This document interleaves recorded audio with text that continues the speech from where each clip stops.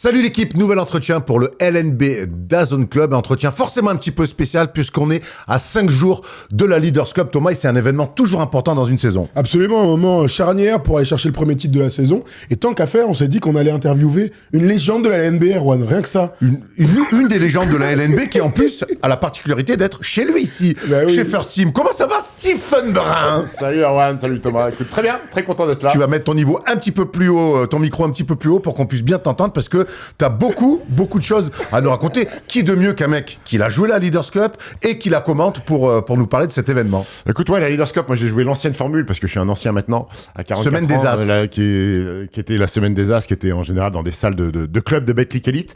Donc voilà, je l'ai joué 4 fois, j'ai jamais gagné. Je remercie mes coéquipiers de m'avoir abandonné. Oh non. C'est jamais toi qui les as abandonnés. Non, j'ai toujours été plutôt... J'aime bien ce genre de compétition, moi.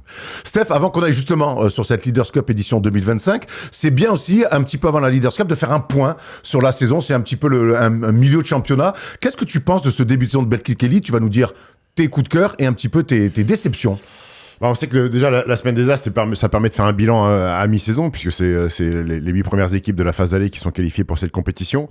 Écoute, la saison de Betclic Elite, elle est ultra intéressante, emmenée par les 3 locomotives d'Euroleague, Lasvel, Paris Basketball et Monaco. La surprise, voilà, je vais faire du classique, hein, c'est mon club formateur, c'est Cholet forcément, qui est tout en haut, premier ex-aequo avec Paris Basketball, qui fait une saison exceptionnelle, loin des attentes, puisque un coach rookie, Fabrice Lefrançois, pas de superstar, mais une des meilleures défenses du championnat, une équipe bien hiérarchisée, emmenée par un ancien TJ Campbell qui mène bien la barque de cette équipe-là, et puis avec l'ADN un peu choltaise, avec des jeunes garçons formés au club comme Nathan de Souza notamment. Donc voilà, c'est une des surprises et des révélations de la saison.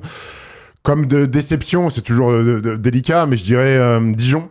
Dijon, Laurent Leniam, qui avait bâti une ossature d'équipe, qui connaissait bien, qui avait ramené des joueurs qui avaient déjà fait briller la JDA Dijon, Gavin Ware, Axel Julien, David Holston qui est toujours là. Donc même si à l'heure où on se parle le dimanche, ils sont 8e parce qu'ils ont fait une petite série intéressante, mais à un moment donné, ils étaient pas loin de la place de barragiste. Donc j'en attendais mieux de cette JDA Dijon, puisqu'il y avait quand même pas mal de joueurs qui se connaissaient, la même trame et le même système de jeu de Laurent Leniam. Donc voilà, s'il faut dégager une déception, ce serait plutôt mes amis de la Jeanne d'Arc de Dijon.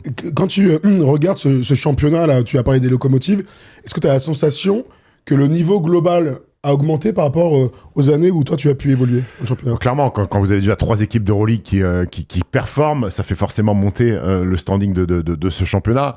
Monaco, Paris qui sont largement dans les play-in, Lasvel qui a déjà gagné 11 matchs en Euroleague et qui est à 2 victoires de son record all-time de cette compétition-là, donc ça amène déjà des matchs de qualité. Quand vous voyez des clubs comme Bourg-en-Bresse qui malheureusement sont éliminés de l'Eurocup, mais avec des gros joueurs, ils étaient finalistes la saison dernière, et puis il y a des équipes qui confirment. Saint-Quentin, on avait envie de voir ce que ça pouvait donner la deuxième saison. On sait que la première année, sur la dynamique de la montée, vous gardez la même ossature, vous avez toujours cet élan de confiance. Donc on voulait voir si c'était confirmé. Puis on s'aperçoit que Saint-Quentin est toujours là, puisqu'on les retrouvera à Caen sur cette Leaders Cup. Donc je pense que le championnat aujourd'hui est fort, est très fort. Quand on voit les CV, c'est aussi des joueurs qui sont chez nous, des mecs qui ont joué en NBA, des mecs qui ont joué en Euroleague, qui remplissent les salles de Betclic Elite. Je pense que le championnat français est aujourd'hui, les sites spécialisés font parfois des classements sur les championnats européens, et on s'aperçoit que la Betclic Elite est pas loin de tutoyer les sommets. Tu mets combien toi d'ailleurs? Parce que l'Espagne est souvent citée comme le meilleur championnat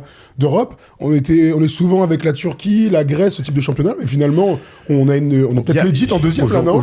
Aujourd'hui, derrière l'Espagne, qui pour moi est un championnat intouchable, moi je pense qu'on est deuxième. L'Italie a quand même depuis 10 ans perdu quand même de sa stature. Moi je pense vraiment qu'on est un championnat avec 3 équipes d'Euroleague en plus bien représentées. Aujourd'hui, à l'heure actuelle, j'ai envie de dire qu'on est le 2e meilleur championnat d'Europe. En plus des titres européens, tu vois, plusieurs équipes qui gagnent l'Eurocup. Après, il y a la Grèce est très forte parce qu'elle est emmenée par le Pana et Olympiakos, mais je lisais une interview de Massimo Cancellieri, qui était l'ancien coach de Strasbourg et de Limoges, qui aujourd'hui s'est calmé apparemment. Qui est aujourd'hui au PAOK Salonique, qui disait la grande différence entre le championnat grec et le championnat de Betclic Elite, c'est qu'en Betclic Elite, une équipe qui est 15e, 16e, elle peut taper Monaco, Paris Basketball ou Lasvel. Il me dit en Grèce, c'est impossible quand tu es une petite équipe de taper le Pana ou l'Olympiakos. Donc cette homogénéité-là fait aussi la particularité de notre championnat. Tu parles des petits qui peuvent taper des gros. Je voudrais qu'on dise quand même un mot sur l'équipe en forme de ces dernières semaines qui s'est parfaitement relancée. Ils seront pas à la Leaders Cup, mais je veux qu'on parle de Chalon-sur-Saône. Alors, ils sortent d'une vilaine doudoune à Bourg-en-Bresse, mais avec l'arrivée d'Elric Delors, ils se sont complètement relancés dans la course au play-in à minima, voire au play-off. Ouais, c'est la grande remontée d'Elric Delors. À un moment donné, il fallait du changement. Je les avais commentés très tôt en début de saison et elle m'avait un petit peu inquiété. Cette équipe-là, emmenée par Savo Vucevic, je savais pas quelle était leur façon de jouer au basket. Elric Delors, qui avait fait du bon travail au Mans et qui avait voulu arrêter pour prendre une année sabbatique pour se concentrer sur lui, pour se concentrer sur sa santé aussi, a repris l'équipe et je pense qu'il a mieux hiérarchisé. L'arrivée de Stockton aussi, même s'il fait pas des chiffres énormes, au moins t'amènes un peu à l'image de TJ Campbell à Cholet, t'amènes un mec qui maîtrise le championnat, qui met le ballon au bon endroit au bon moment. J'ai vu qu'ils avaient signé Lionel Godou, leur capitaine, qui est un des meilleurs joueurs de leur équipe depuis le début de saison. Voilà, des garçons comme Jamel Morris, comme Jeremy Hill, qui savent aujourd'hui ce qu'il faut faire sur un terrain. J'avais l'impression que c'était un petit peu une équipe abandonnée sur le début de saison. C'est une équipe donc on ne retrouvera pas malheureusement à la Leaders Cup, mais qu'on va suivre évidemment sur cette deuxième partie de saison parce que ça va très fort pour les Chalonnais. Tu voulais rajouter un truc, mon Steph? Non, pas du tout. Très bien, autant pour moi. On va se plonger quand même dans cette Leaders Cup 2025, vraiment, parce que vous allez voir d'abord les affiches. On rappelle que c'est du 14 février au 16 février. Ça sera à Caen où il y a un public très chaud à Caen. Hier, on était avec Jacques Alinguet qui nous a dit Caen, le public exceptionnel. Il a même dit un truc, et désolé Jaco, on va dire, on va faire une petite infidélité à ce que tu nous as dit. Il a dit c'est la meilleure salle de toute la France avec le public le plus chaud. Alors, j'ai pas eu la chance d'y aller, toi non plus encore. Toi, Stephen, pas encore? Non, pas encore. J'ai vu la salle de l'extérieur quand j'ai pu participer au tirage au sort de la Leaders Cup justement à la mairie de Caen. Je l'ai vu de l'extérieur. J'ai encore quand même pas mal de contacts à Caen qui me disent que c'est the place to be. Hein. C'est pas le Stade Malherbe, hein, malgré Kylian Mbappé. C'est le Palais des Sports de Caen est sold out, c'est guichet fermé. Il y a un public exceptionnel. C'est une ville qui respire basket. Alors là, c'est une petite dédicace à mon papa. À l'époque, moi, je suis né à Caen et il y a eu les grandes années du CBC, des Coupes d'Europe. C'était une grande équipe française et européenne. Le CBC à l'époque, Abdou Ndiaye. Les grandes années de Kiki Brun. Les grandes années de Kiki Brun, avec Jean Gall, avec Abdou Ndiaye, tous ces gens-là qui ont fait la renommée du CBC. C'est une ville qui est demandeur de basket. Donc il y a 4500 à chaque match, emmené par Pierre Sazman, un des speakers les plus réputés, qui met le feu à cette salle. Donc oui, il y a quelque chose qui se passe à Caen sur cette terre de basket. L'équipe de France féminine était allée à Caen en novembre pour la première fenêtre de la saison. Ouais. Et on peut imaginer qu'il y ait du monde. On sait que traditionnellement, la Leaders Cup, la semaine des As, comme ça se passe dans une ville, il y a bien sûr les groupes de supporters qui se déplacent, mais la salle n'est pas toujours pleine, tu sais, sur les premiers quarts de finale. Ouais, le vendredi 13h en général, ça peut les gens bossent en même temps. Exactement, donc, ça peut sonner un peu creux. Maintenant, quand j'y suis allé à la Leaders Cup pour avoir discuté avec les dirigeants du CBC, ils m'ont dit que le taux de remplissage avançait bien. Il manquait encore un peu quelques prestations partenaires à combler.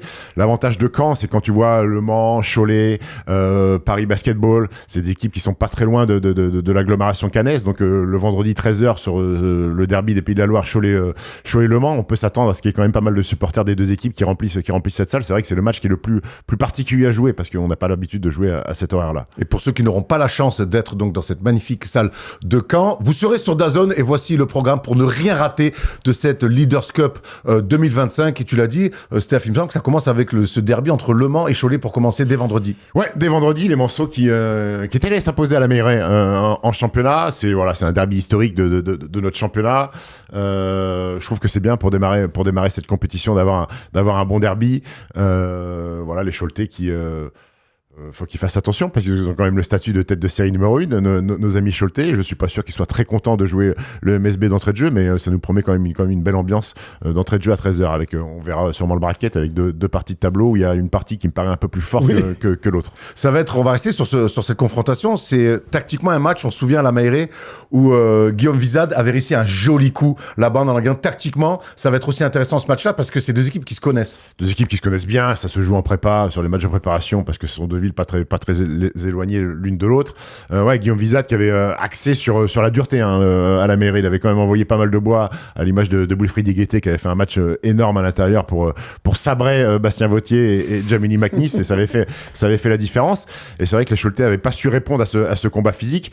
Maintenant, je suppose que Fabrice Lefrançois va remontrer quelques images à ses joueurs. Il va aussi s'adapter, et c'est la particularité de la Leaders Cup. Je trouve que c'est des matchs qui sont peut-être un peu plus approfondis au niveau du scouting. On met des choses en place tactiquement par rapport à ce qui a pu se passer sur la saison régulière. Il y a un peu plus de travail approfondi. On peut tenter des nouvelles choses aussi pour essayer de surprendre l'adversaire, rajouter 1 ou 2 plays sur la semaine d'entraînement pour que ces choses-là soient nouveaux pour les adversaires. Donc j'espère voir bataille de coach aussi, surtout que tu te projettes pas sur les 3 matchs en 3 jours, mais tu sais que si tu gagnes, tu as un autre match à jouer 24 heures après quasiment. Donc il y a peut-être des rotations qui sont différentes, des garçons qui n'ont pas l'habitude de jouer, que tu vas voir sur le terrain, sur des séquences de 3-4 minutes, pour essayer aussi de faire souffler et garder un petit peu d'énergie pour la suite. Les amis, Cholet-Le Mans, je veux un vainqueur, parce on va jouer aussi un petit peu au jeu des pronostics. Moi, j'ai envie de dire Cholet, avec la saison incroyable qu'ils font. Ils vont loin aussi en Coupe d'Europe, en FIBA Europe Cup. Donc, je vais sur le favori, je prends pas de risque. Je vais aller sur la MSB. Je vais aller sur le Mans Sabre Basket. Le Mans Sabre Basket, hein, du coup, vu le match aller. Sabre Basket, oui. non, je vais aller sur le MSB. Je trouve qu'ils ont trouvé Guillaume Visad, lui aussi est un coach rookie à cet échelon-là. Il a peut-être mis un petit peu de temps au début à imposer sa patte. Je trouve que ça va bien. Trevor Higgins, le filocheur du All-Star Game à 3 points, est bien en rythme et bien en calme. Je trouve qu'ils ont pas mal de choses pour embêter cette équipe choletaise. Et ça nous permettra de revoir, parce qu'on le voit beaucoup au All-Star Game, au Young Star Game, Noah Penda qui réalise une très très belle saison. Lui qui prépare la draft NBA 2025. Dans la même partie de tableau, donc on rappelle, Le Mans Cholet, c'est à 13h, et donc à 15h30, le tenant du titre remet son titre en jeu face à Saint-Quentin. Le Paris Basketball face à Saint-Quentin, ça va être là aussi un match intéressant, mais Paris Basketball arrive comme un grand favori. C'est pas faire offense à Saint-Quentin que de dire ça. Non, même si c'est un remake de la saison dernière à Saint-Chamond, il me semble que les Saint-Quentinois avaient fait un très très bon match contre cette équipe du Paris Basketball, et ils s'étaient inclinés de peu sur la fin. Là aussi, j'attends tactiquement des coups de Julien Mahé, qui est un des très bons coachs de ce championnat de France de basket, qui va sûrement mettre des choses en place. J'attends aussi, c'est aussi peut-être un révélateur pour Nolan Traoré, de jouer sur une grande scène comme ça. On sait que cette Leaders Cup, en général, ramène pas mal de monde en tribune, des scouts de ligue étrangère, mais aussi des scouts NBA, même si Nolan, tout le monde le connaît déjà, mais c'est important sur des matchs à enjeu comme ça. Souvent, les scouts NBA aiment bien étudier les garçons sur des matchs à enjeu ou des matchs à pression, voir comment ils sont capables de se comporter là. Donc je vais avoir un œil particulier sur Nolan Traoré. Je sais que ces deux équipes qui jouent en Coupe de France un peu plus tôt aussi dans la semaine, il faudra voir comment ces équipes-là ont géré ce match de Coupe de France, s'il n'y a pas de pépin physique. Mais sur le papier, ça pourrait paraître déséquilibré. Connaissant la façon de jouer de Saint-Quentin, aussi sont capables d'envoyer du bois avec ce bon Dominique Olejniczak à l'intérieur. Bon acteur à Berlin, Dominique. Bon acteur à Berlin, effectivement, on l'avait croisé à l'Eurobasket. On sait que la petite carence du Paris Basketball, c'est peut-être le secteur intérieur. Ils ont du monde. William Pfister, qui mine de rien aussi, quand il faut envoyer 2-3 coups de coude, il est toujours là. Voilà, donc moi, ça me paraît être un match équilibré aussi. Thomas, je veux qu'on reste sur Nolan Traoré. On le voit briller, surtout en BCL. Oui. On le voit en difficulté dans les grandes affiches de Betclic. Il avait souffert à l'aller face au Paris Basketball notamment. Là, il va se retrouver face à ce qui se fait de mieux en bas courte. C'est aussi un peu une revanche pour lui. Ouais, il doit aborder en tout cas ce match-là comme ça. Steph le dit, et tu as raison de souligner qu'il va être très attendu. Et donc, lorsque vous êtes un très jeune joueur, vous êtes très attendu, il faut avoir une préparation mentale, à être à la fois très relâché dans la préparation et puis très concentré aussi. Je suis curieux de le voir à la fois d'être bon et de porter son équipe, mais aussi défensivement. Voilà, comment tu vas pouvoir gérer un gars comme TJ Chance si c'est toi qui défends sur lui pendant tout le match? Les scouts vont apprécier en tout cas ce type de match-là, clairement. Ouais, et puis après, Nolan, oui, il y a un petit peu de up and down sur sa saison. Noah up and down, Noah up and down, ouais, bravo. Bien sûr, ça marche. Il y a Lofter aussi, non, mais ça marche pas. J'y ai pensé, mais je l'ai pas fait. Comment, man, on est là pour ça. Parce que t'es beaucoup trop seul depuis le début de cette interview. Hein. Who the fuck are you, man? Lofter, up and down. Voilà. Ok, on y est. Le nouveau générique. Non, mais moi, je l'ai vu briller. Je trouve qu'il s'améliore sur sa qualité de passe. Il a pas mal de matchs où il fait pas mal d'assists. Mais c'est vrai que défensivement, on va l'attendre sur TJ Short, sur Nadir Ifi. Et puis, je suis curieux de voir aussi mon ami Jérôme Robinson aussi sur ce genre de compétition. Aussi qu'il est venu à Saint-Quentin pour se montrer face à des grandes équipes. Et il fait une très belle saison. Il est All-Star aussi. Donc, curieux de voir s'il est capable de produire offensivement quand t'as Colin Malcolm et quand t'as Tyson Ward sur le paletot. tôt. C'est pas cadeau, j'ai envie de voir s'il est capable de s'en sortir. Paris Basketball Saint-Quentin, ça sera vendredi à 15h30. On vous rappelle, tous les matchs sont à suivre sur DAZN. On va dans Prono, ah oui, effectivement. Bon, je vais aller sur Paris Basketball, honnêtement. C'est quand même une équipe qui nous a habitués à répondre présent dans les grands moments. Ils sont tenants du titre et on sait que c'est une équipe, j'aime bien dire ça, qui n'a pas d'humour. En fait, ils ont jamais de temps faible. Alors après, quand ils sont dominés, on l'a vu en Euroleague cette semaine, quand ils sont contre plus forts, ils sont plus forts. Mais contre l'Olympiakos, il y a n'importe quelle équipe qui, après avoir encaissé 30 points dans le premier quart-temps, ils explosent, ils en prennent 50. Eux, ils sont revenus. C'est une équipe qui est toujours très régulière dans le basket qu'ils proposent. Ouais, c'est une équipe qui est toujours très intense, qui ne divise jamais de sa façon de jouer au basketball, même si ça se passe mal. On l'a vu contre l'Olympiakos au premier quart-temps. Il n'y a pas de, OK, on change, on ralentit un petit peu le tempo, on essaye d'aller un peu plus loin sur la possession. Non, c'est notre ADN, c'est de jouer comme ça. Ça a fonctionné depuis le début, on continue. Il y a toujours des runs dans un match du Paris Basketball. C'est-à-dire que sur 3-4 minutes, ils sont capables de vous mettre 15-20 pions et mettre un dawa complet. Donc, il faut s'attendre à ça. Je vais quand même aller sur, même si j'adore cette équipe de Saint-Quentin, sur le talent individuel, je me dis qu'il y a beaucoup de joueurs du côté de Paris Basketball sur ce genre de rencontre qui peut faire la différence. Les gars, on sait que chaque année, en Leaders Cup, il y a un upset en quart de finale. Alors, pour l'instant, c'est MSB. Pour l'instant, MSB. MSB de ton côté. Moi, pour l'instant, 2 favoris. 2 favoris. Très bien. Moi aussi, je vais aller sur le Paris Basketball. On va de l'autre côté. Là, c'est un match, certainement la plus grosse affiche de ces quarts de finale, qui nous rappelle aussi des souvenirs. On se rappelle, il y a 2 ans, on avait commenté le Bourg-en-Bresse Monaco, parce que c'est la 3e affiche, donc du vendredi à 18h30. Freddy Fotoux qui retrouve Monaco. Et Freddy Fotoux, quand il joue Monaco sur des matchs secs, il a toujours des idées, Freddy. Il aime bien péter des coups de zone. Il aime bien essayer. C'est une équipe qu'il aime bien jouer, qu'il a souvent battu ces dernières saisons. Ouais, c'est une équipe qui aime bien jouer, Freddy, et puis même ses joueurs, c'est toujours sympa de jouer une équipe monégasque. À Saint-Chamond, on se rappelle que Mike James était allé prendre la douche un peu plus tôt que. Ouais, Fini torse nu. Il sentait que le Tahiti douche, il n'y en avait plus beaucoup. Il s'est dit, tiens, je vais aller me servir en premier au vestiaire. C'est vrai que Mike James avait vrillé, mais c'est aussi Bourg-en-Bresse qui avait fait vriller cette équipe. Ils avaient fait cette équipe de Monaco. Un superbe tournoi. Ouais, ils avaient fait un tournoi magnifique. Maintenant, c'est Spanoulis qui est à la tête de cette équipe-là. Quand tu arrives dans un club comme Monaco, que tu as gagné des choses en tant que joueur, forcément, on va pas refaire le CV de Vassilis Spanoulis, mais en tant que coach, il me semble qu'il n'a jamais rien gagné, même s'il a performé en Grèce avec Sylvain Francisco sous sa houlette. Avec l'équipe nationale, il a pas gagné, il fait quart de finale au JO. Il gagne le TQO, voilà. Ça vaut ce que ça vaut. Il gagne le TQO chez eux et tout, avec un énorme Papayanis qui avait lâché 3 points. Oui. Et je pense que pour Spanoulis, avoir un trophée tout de suite dans une nouvelle équipe, c'est important. C'est pour ça que je trouve que l'état d'esprit de Monaco va être un peu différent par rapport aux années précédentes où il y avait pas, je vais pas dire qu'ils étaient blasés, mais quand vous êtes dans cet engrenage d'Euroleague avec des ambitions de Final Four et pourquoi pas d'être champion d'Europe, plus cette Coupe de France à jouer, plus cette Leaders Cup, j'ai eu le sentiment parfois que cette équipe de Monaco... On leur a souvent reproché, Thomas, de bazarder. Des fois, cette compétition, et ça nous frustrait. Ça nous frustrait. Je crois que c'est pas du tout dans la tête de Spanoulis qui a envie de gagner et de montrer qu'il peut gagner des trophées avec cette équipe-là.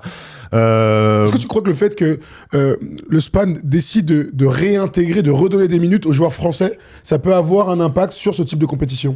Oui, parce que... sur 3 matchs en 3 jours, tu as toujours tendance à dire que les effectifs XXL ont un avantage, surtout le dimanche, quand il y a un dernier match à jouer. Il y a un peu plus de fraîcheur. On se rappelle du run exceptionnel de Nanterre à Saint-Chamond. Et bon, ils sont sur la jante sur la finale contre Paris Basketball parce que tu peux pas tourner et que tu as des mecs qui ont joué 35 minutes de moyenne depuis vendredi. Là, il y a un vrai avantage. Faudra voir si Monaco récupère Elio Kobo et Jordan Lloyd qui n'ont pas joué ces 15 derniers jours. Ça a permis à Mathieu Strazel d'être, à mon sens, le meilleur meneur de jeu du championnat de France. MVP du mois de janvier. Ouais, exceptionnel la semaine dernière, cette semaine en Euroleague, il a été très bon. Mamja est toujours très bon. Tu peux faire un petit aparté sur Mathieu Strazel vite fait, parce que est-ce qu'on est encore surpris par le niveau qu'il affiche là lors du mois de 2025? Je crois qu'il faut arrêter d'être surpris. En fait, on a toujours eu l'impression que Mathieu Strazel c'était un peu un joker à Monaco, c'est-à-dire qu'il allait sur le terrain, s'il faisait un bon match c'est très bien, s'il faisait un mauvais match c'est pas grave, il y avait du monde devant lui, les Calates, les Mike James, les Elio Kobo, c'était pas dramatique. À un moment donné, il faut aussi se rendre compte que Mathieu Strazel est pour moi un joueur majeur de Monaco et que Spanoulis a bien compris aussi. Des deux côtés du terrain, il met des pressions et surtout, en attaque, il filoche, il prend des bonnes décisions, les fins de tir à 3 points, les petits jumpers à 2 points. Cette semaine contre Vitoria, quand ils sont moins bien, il a un run offensif où il met dedans grave, donc il relance cette équipe-là.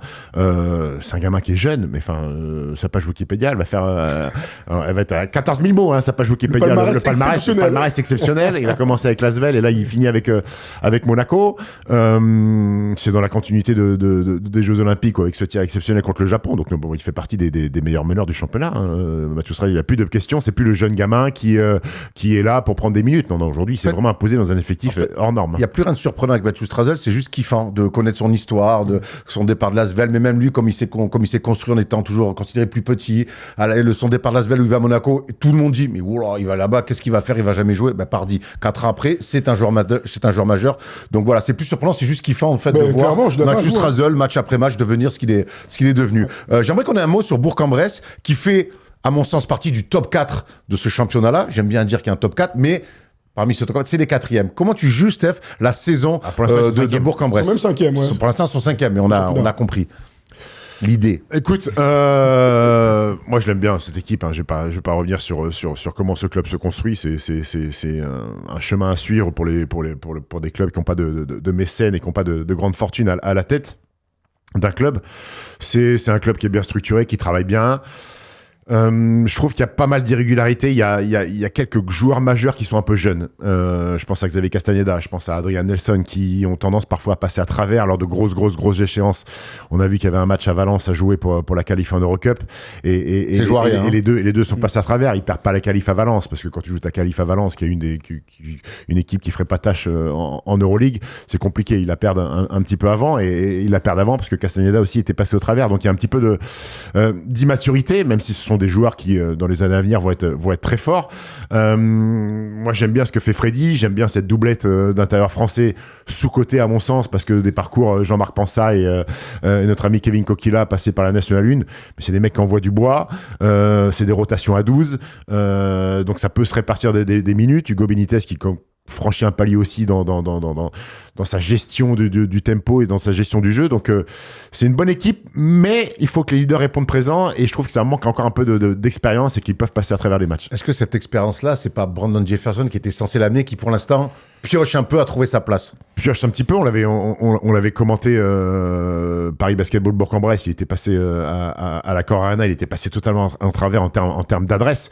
On sait que Brandon Jefferson, il y a 2-3 ans, il était meilleur score de notre championnat avec Portez. Et on retrouve pas le Brandon Jefferson. Alors, c'est compliqué de rentrer dans une équipe où il y a déjà un leader installé sur son poste-là, qui est Xavier Castagneda. Donc, il essaye de trouver sa place, pas croquer tous les ballons, alors que ça a souvent été l'option offensive numéro 1. Donc, il faut qu'il rentre dans ce collectif-là. Après, il a eu pas mal de tirs ouverts que j'ai commenté qui met pas dedans. C'est pas le Brandon Jefferson que je connais. Ça met Brandon Paul sur la touche, qui est un joueur d'expérience aussi, parce qu'il y a trop de joueurs étrangers. Mais oui, Brandon Jefferson est censé être ce garçon qui amène un peu de stabilité et de régularité. Et c'est pas le cas pour le moment. Thomas, est-ce que c'est pas la Leaders Cup des compètes parfaites pour lancer quelque part son aventure, j'allais dire saison, mais son aventure avec Bourg-en-Bresse? Oui, bien sûr. Et il a le talent pour, il a l'expérience pour. Et puis, t'as raison, quand c'est des meneurs de jeu qui ont le ballon entre les mains et qui ont donc le pouvoir de décision sur les matchs, tu peux être dans l'attente que ce gars-là se révèle, en tout cas lance sa saison avec et son cycle avec cette équipe de Bourg-en-Bresse. Malgré tout, j'ai envie de dire que je serais très surpris que Bourg-en-Bresse le fasse. Même si tu l'as dit tout à l'heure, c'est une équipe qui a l'habitude de taper Monaco, que ce soit Equinox, que ce soit dans d'autres compétitions. J'ai l'impression que Monaco est trop fort, trop sérieux et que l'exploit est impossible.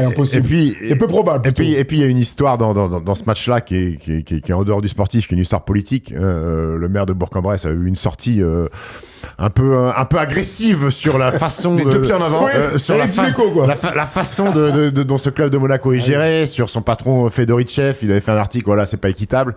Bon, je pense que notre ami Fedorichev, il est pas à l'abri d'afficher l'article dans le vestiaire du Palais des Sports de Caen. Mais j'ai envie de parler d'un garçon aussi à Bourg-en-Bresse qui est, pour moi, fait partie des top joueurs de championnat, Jordan Usher, qui a eu du mal à monter, mais là, depuis un mois et demi... Élégance, super blaze, bravo. Quand tu t'appelles Jordan Usher, t'es obligé d'être élégant. Yeah. Tu vois Dominique Colosinac qui s'appelle pas Jordan Usher, tu vois ce que je veux dire? C'est un mec qui a joué avec Alexandre Sarr à la fin de leur NBA, non, en Australie. En Australie, il arrive d'Australie, il était avec le rookie de Washington.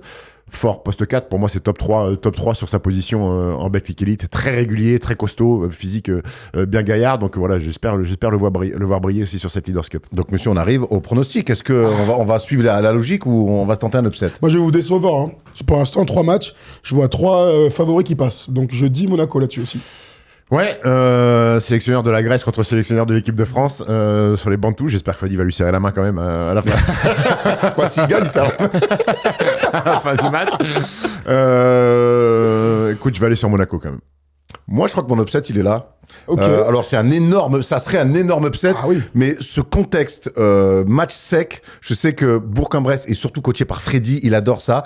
Je vais prendre Ton joker, ma carte upset Allez. sur ça, sur Bourg-en-Bresse, Pas mal. qui tape Monaco. Bravo. Le dernier quart de finale, donc ça, de cette journée, ça sera l'Asvel, qui fait une très belle saison, qui affronte la SIG, qui est un petit peu en gueule de bois, un petit peu, mon Steph, en ce moment. Ouais, bah, si on prend le classement actuel, des 8 équipes qualifiées en Leaders Cup, il n'y en a qu'une qui est plus dans les 8. C'est Strasbourg qui reste sur 5 ou 6 défaites consécutives. Ils en ont pris 25 à Cholet pour le retour 22 à Cholet au début de l'entame de match. Pour le retour de Lolo Villa à la mairie qui s'est pas bien passé. C'est une équipe qui est dans le dur. Ça se cherche. Ça manque un peu de leader, ça manque un peu de mecs avec de caractère dans cette équipe-là. Donc, ça me paraît être le quart de finale le plus déséquilibré de cette compétition-là, puisque les Villeurbanais, tu l'as dit. Alors, si tu me demandes quelle équipe je préfère voir jouer parmi les 3 équipes d'Euroleague, je pense que c'est l'Asvel qui me propose un basket que j'affectionne. Je dis pas que c'est la meilleure équipe des trois représentants Donc, côté français. académique que les autres n'ont pas, Voilà, clairement. Les autres n'ont pas. Exactement. Donc moi, je préfère voir le basket de l'Asvel que le basket de Paris Basketball et de Monaco. Comme de par hasard, c'est le seul club dans lequel il a joué. Je dis ça, je dis rien. Bon, on sait qu'il est chauvin, terrible. Ah, bah, lui, non. Mais parce qu'il y a des garçons qui se rapprochent plus de ma vision du basket, Nando De Colo notamment, Geoffrey Lauvergne. Excuse-nous, hein, d'accord, Nando. Moi aussi, il se rapproche de ma vision. Pas de mon niveau, mais de ma vision. Mais surtout, ils ont des bestias à l'intérieur, avec l'arrivée de Ben Bentil, qui leur apporte une densité physique hors norme. Quand vous avez Sacco, Lauvergne, Ben Bentil sur le poste 5, ça peut faire pas mal de dégâts. Et Pierrick Poupé aime bien surtout répartir les temps de jeu. Sur une compétition sur 3 jours, je trouve que c'est important d'avoir aussi cette densité physique. André Robertson, qu'on va pas représenter, qui a montré que c'était d'un joueur d'un niveau supérieur. Et puis pas mal de possibilités. Théo Malédon, Nando De Colo, Paris Lee, peut-être que Charles Caudi va revenir, donc ça fait de la viande en plus. Edwin, et que de retour. Hein. Edwin aussi qui est là. Donc, surdimensionné pour le quart. Melvin Ajassa qui est dans un rôle, on en parlera, on n'est pas là pour faire l'analyse de Melvin Ajassa, mais... Et pourquoi pas? Dis-nous ce que t'en penses. Écoute, pour l'instant, je trouve qu'il se mue en joueur unidimensionnel, c'est-à-dire que uniquement dans le tir à 3 points, avec des petits pourcentages. Donc il y a des soirs où ça rentre dedans et il est très bon. Je trouve que il manque trop de choses à côté, de la création, de la prise de pick and roll, de la lecture de jeu, de la passe. Je trouve que pour l'instant, il se contente d'être un shooter. Bon, tu me diras, si un jour il va à Dallas, peut-être qu'on lui demandera uniquement de shooter. Avec Luka Doncic, tu leur as dit... Ah, pardon. C'est sûr que Luka, il reste Kyrie, mais je trouve qu'il est capable de faire plus de choses. Mais quand t'as Nando De Colo et Théo Malédon à la création, c'est aussi bien de se retrouver en bout de chaîne et d'avoir des tirs grands ouverts. Donc, est-ce que tu penses que c'est une volonté individuelle, c'est un peu dur de dire ça comme ça, ou est-ce que peut-être que Pierrick Poupel lui demande d'être dans ce rôle, tu vois, défenseur, shooter, à tenter sa chance, avoir un gros volume de tirs à 3 points? Je pense pour être complémentaire des autres. Ouais, mais ça doit faire partie des consignes. Maintenant, connaissant la qualité du garçon, ses qualités athlétiques, ses qualités de finisher au cercle, gaucher, je pense que Pierrick doit aussi de temps en temps lui demander d'être agressif, prendre la balle, attraper, jouer pour aller provoquer des fautes et aller au drive. Ça fait partie du processus. Ça reste un jeune joueur encore, Melvin Ajassa. Il y a quand même, ça serait inquiétant pour lui s'il était déjà arrivé au bout de sa formation. Tu l'as nommé, mais on va prendre un peu le temps quand même de parler de Théo Malédon, qui est clairement l'un des MVP de cette première moitié de saison. Il est tout simplement extraordinaire, que ce soit en championnat ou en Euroleague. Ouais, et puis cette Leaders Cup, il faut dire à tous les gens qui vont la regarder sur DAZN et qui vont aller au Palais des Sports, profitez, parce que c'est la dernière fois peut-être que vous aurez l'occasion de voir Théo Malédon dans le championnat de France, puisqu'il va partir, hein. Tony Parker nous l'a confirmé. Ils n'ont pas les moyens de s'aligner, il y a beaucoup de gens qui passent des coups de téléphone. Pour moi, c'est une surprise en fait de voir Théo Malédon à ce niveau-là. Si fort que ça, tu trouves que c'est une surprise? Si fort que ça, mec. Enchaîner 10 matchs à au moins 20 d'évaluation en Euroleague, être clutch dans les moments, combien de ballons il a pris pour faire gagner des matchs en Euroleague sur des tirs à 3 points, sur des drives, il a cette qualité de finition. Joli en plus, hein, c'est des finitions magnifiques avec des petits spins Tony sur le Parker-esque. Ouais, un peu plus athlétique, hein, mine de rien. Mais les finitions... Le jus de Théo Malédon très sous-côté. C'est vrai. On l'a vu au All-Star Game, mettre quelques petits tomards bien sentis en détente sèche. Ouais, pour moi, c'est une surprise. Je savais qu'il allait performer. C'est fort ce qu'il fait. Il va être dans les bulletins d'Euroleague de fin de saison sur les trophées de MVP ou de Best Newcomer, c'est-à-dire le revenant, la surprise de la saison. Il va y être. Voilà. Puis cette sérénité, cette régularité sur le tir à 3 points, il était capable d'en mettre. Mais là, il a une assurance sur le tir à 3 points. Tu passes en dessous, t'es mort. Tu passes au-dessus, il a cette qualité de percussion où il garde le meneur dans son dos, il va finir, où il distribue. Ça fait longtemps que j'avais pas vu un mec comme ça. Et on a souvent été inquiets sur le poste de meneur de jeu pour la suite en équipe de France. Je pense qu'on a trouvé un garçon qui va nous emmener. C'est double bénéfice pour lui, pour nous de le voir en championnat de France et donc pour l'équipe de France aussi. Ça fait triple alors. Voilà, ça fait triple, exactement. Triple. Mais je rejoins complètement ce qu'a dit Stephen. Au-delà de la surprise de le voir à ce niveau de régularité et de performance, ce qui m'étonne, c'est son début de saison où il était dans le collectif, on voyait qu'il était bon, on voyait qu'il était au-dessus, mais il était pas on le ressentait pas être au-dessus du collectif. Et puis il y a eu un espèce de déclic à un moment donné, qui d'après moi s'est fait clairement en Euroleague, c'était fin octobre, début novembre. Ouais, parce que j'ai ta voix là, si tu veux. Oh la vache! On a Patrice Lacasse avec nous qui analyse la Leaders Cup 2025. Et ça, c'est que sur le LNB d'Azone Club. C'est l'émotion de Théo Malédon, que je trouve extraordinaire. Et puis il a réussi à switcher en se disant, mais en fait, je suis vraiment le meilleur joueur de cette équipe, et je suis l'un des meilleurs joueurs en Europe, et je vais montrer la régularité qu'ont les meilleurs joueurs de la plus grande compétition européenne. Et moi, c'est ça ma surprise.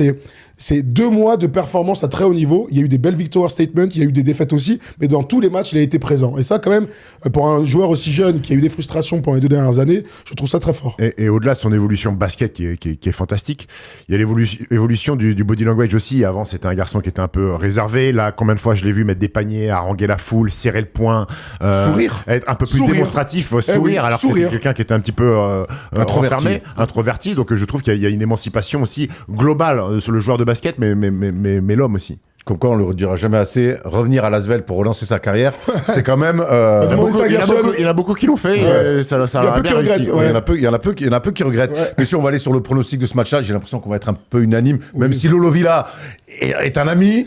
Bon, là, on a l'impression qu'on a du mal à voir la SIG faire un coup face à Lasvel. Faut exister dans le match, faut s'offrir un money time. Voilà, c'est ce genre de choses qu'on puisse dire. Moi, je vous dis la vérité. Ok, Théo Messina. Je vais vous dire un truc. Moi, j'ai peur du blowout. Alors, moi aussi, c'est pour ça que j'espère qu'il y aura un match serré. Je vais vous dire un truc. Donc, bien sûr, je dis Lasvel. Mais depuis qu'on a la chance de commenter, on allait à Saint-Chamond plusieurs fois et tout, j'ai jamais vu les 4 têtes de série être en demi-finale.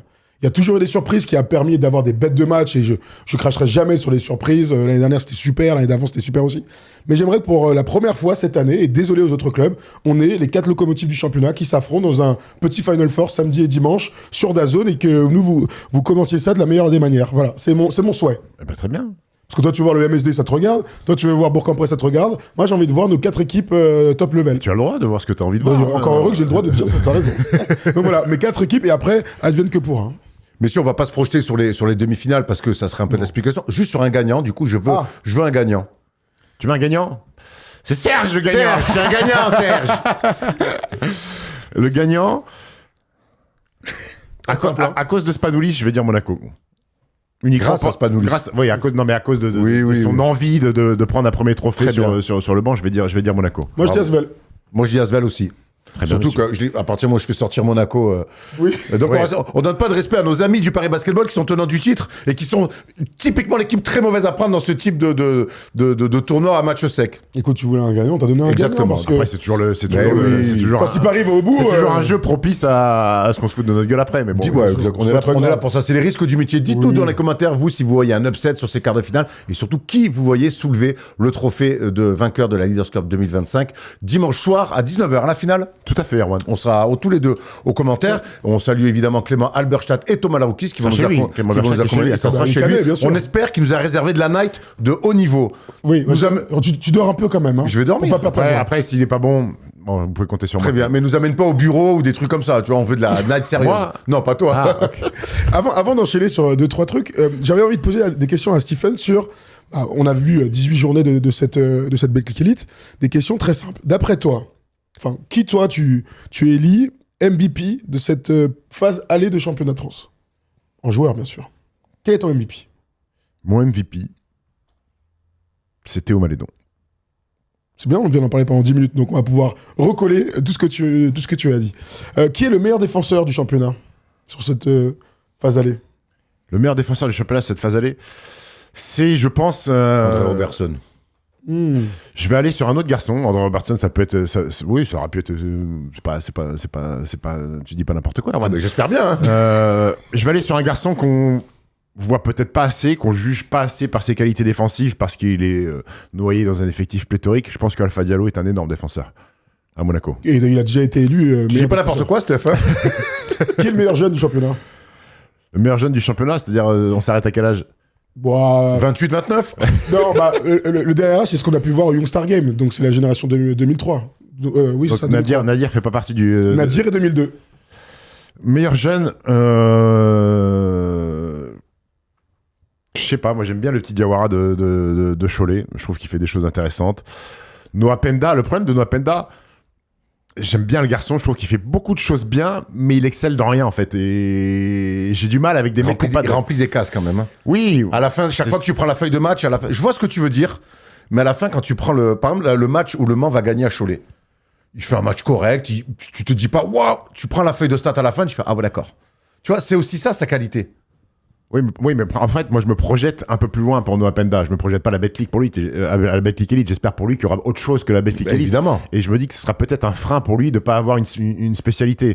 Aujourd'hui, quand on dit Nicolas Batum est un clougaille, il remplit des cases. Bon, je vais vous rappeler quand même que Nico Batum a mis les 35 en équipe de France, a fait des choses où il était capable de mettre 20 points sur 3-4 matchs d'affilée. Il avait des qualités quand même, Nico Batum. Et c'est pour ça que je me dis, plus loin que la Betclic Elite, est-ce que ça va pas être un handicap pour Noah Penda d'être bon dans plusieurs endroits, mais pas avoir un go-to-move ou quelque chose, une spécialité. Tu vois, en NBA, il y a des mecs qui existent parce que c'est des forts tireurs à 3 points, il y a des mecs qui existent parce que c'est des forts défenseurs. Ils ont des spécialités. Il y a des mecs qui existent sur des big men qui ont les mains plein de pouces, mais sur le pick and dive, tu leur envoies la balle en l'air, ils font que des alley-oops. Tu vois, il y a des spécialistes du truc. Les all-around sont des stars en fait. Oui. C'est ça, faut dire la vérité. Les all-around sont des stars. Oui. Il n'y a pas de all-around qui a un petit temps de jeu. Mais bon, écoute, t'as pas cité Nolan Traoré, tu vois. Parce qu'il m'a. Non, mais c'est pas une question. Parce que pour moi, c'est même pas. C'est évident. Alors, il fait partie de la catégorie, mais pour moi, il est déjà passé dans autre chose. Nolan Traoré l'année dernière, je te l'aurais dit, parce que sa fin de saison, lorsqu'il arrive de l'INSEP, il est fantastique contre l'Asvel. Pour moi, il est passé dans une caste différente. Déjà. Nolan Traoré. Donc, Mohamed Diawara, pour moi, il est encore un jeune qui est en apprentissage et en formation, et je l'ai vu sur quelques flashs et sur quelques matchs. Être un garçon avec un physique, un gabarit et des qualités pour être un joueur de très très haut niveau. Et ce que j'aime bien avec Diawara, c'est qu'il était au Paris Basketball, il était barré par les ambitions et par les joueurs qui étaient en place. Il est reparti en Pro B, il a fourni avec Poitiers et là il se relance avec l'équipe qui n'est plus ni moins numéro 1 du championnat. Donc on aime aussi les gamins qui s'entêtent pas dans des projets Paris Basketball parce que ça peut faire rêver d'être là. Tu redescends et puis après pour mieux retrouver le très haut niveau. Je veux dire un petit mot sur mon gars, tu sais qui c'est? Ilias Kamardine, mon Marseillais sûr. Il fait une très bonne saison. Il fait une bonne saison, bien sûr. Ouais, il s'est imposé starter à Dijon, pas froid aux yeux, prend des tirs parfois de patron à Dijon où il a des isolations, il a le ballon en main, il crée pour lui, il tire à 3 points, du drive, donc il s'est affirmé dans cette équipe-là. On sait que notre ami Lolo Leniam pouvait avoir tendance à être frileux parfois avec des jeunes garçons et Kamardine il s'est imposé, c'est devenu un joueur majeur de la JD à Dijon. La Leaders Cup 2025, ça commence donc vendredi dès 13h et on vous rappelle tous les quarts de finale, les demi-finales, la finale aussi le dimanche, c'est tout sur DAZN. Steph, parle-nous un petit peu toi de ce que tu as fait dans cette Leaders Cup. Tu en as joué 4. On sait qu'on est là pour ça. Raconte-nous des anecdotes. C'est quoi ton meilleur souvenir, même si tu l'as jamais gagné, d'une Leaders Cup, d'une semaine des As?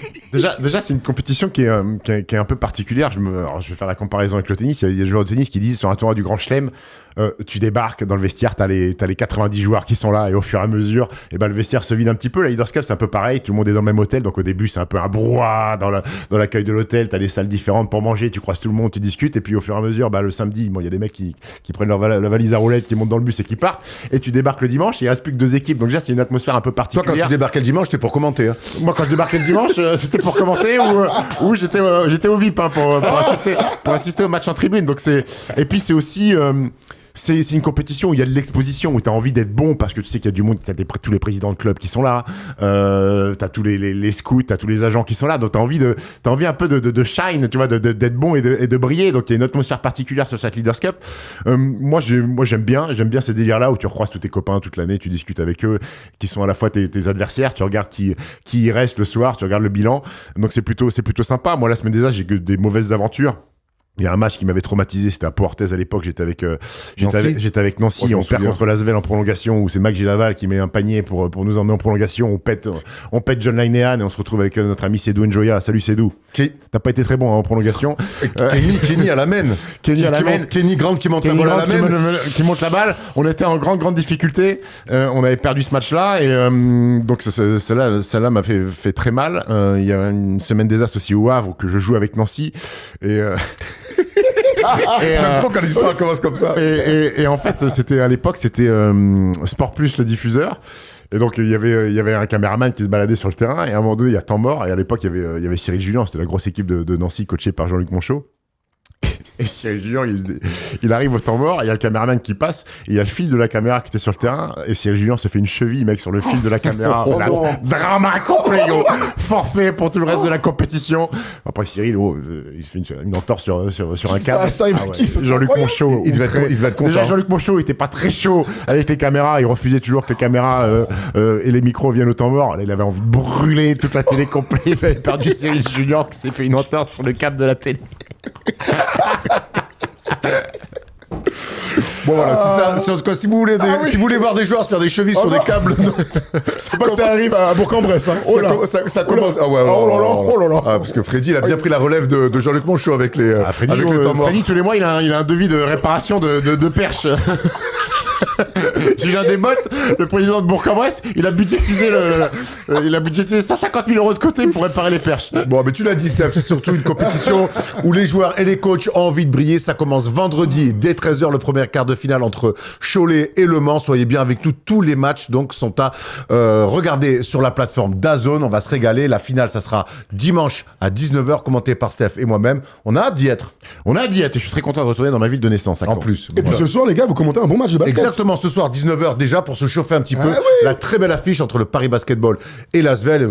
Quoi de mieux pour lancer la semaine de Leaders Cup. Ouais, un remake du match de Euroleague qui a eu lieu il y a 10 jours maintenant, 10-15 jours. Paris Basket avait pris le dessus sur les Villeurbanais. Donc j'aime bien ces affiches-là, Paris Basketball Asvel. C'est très sympa. C'est le remake aussi des playoffs demi-finale.